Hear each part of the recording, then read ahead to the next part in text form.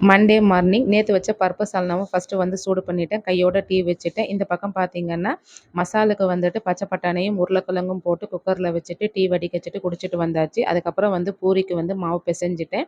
எண்ணெய் கவர்லாம் ஆனதுக்கப்புறம் நான் தூக்கி போட மாட்டேன். இந்த மாதிரி வந்துட்டு அந்த கவரில் எண்ணெய் இருக்கும். அந்த மாவை போட்டுட்டு கையோட அதுலேயும் வந்துட்டு மூடி வச்சுட்டேன். உருளைக்கிழங்க தனியாக எடுத்துட்டு அதுக்கப்புறம் பார்த்தீங்கன்னா வெங்காயத்தில் வந்துட்டு நல்லா ஸ்லைஸாக கட் பண்ணி எடுத்துக்கிட்டேன். உருளைக்கிழங்கு சூடாக இருக்கும்போது இந்த மாதிரி ஸ்ப்ரோக்கை வச்சுட்டு நல்லா அழுத்தி பிடிச்சிட்டு தோலை உரிக்கலாம். இந்த டிப்ஸ் வந்து ஃபாலோ பண்ணி பாருங்கள். அதுக்கப்புறம் அதிலே உருளைக்கிழங்கு மசிஞ்சிட்டு நல்லா வந்து ஸ்பைசஸ்லாம் போட்டுட்டு உருளைக்கிழங்கையும் சூப்பராக தாளித்து விட்டாச்சு. அதுக்கப்புறம் பார்த்திங்கன்னா கடைசியாக வந்து பொட்டுக்கல்லை வந்துட்டு தூவி போட்டுட்டோம் அப்படின்னா நல்லா வந்துட்டு மசால் கெட்டியாக டேஸ்ட்டாக இருக்கும்.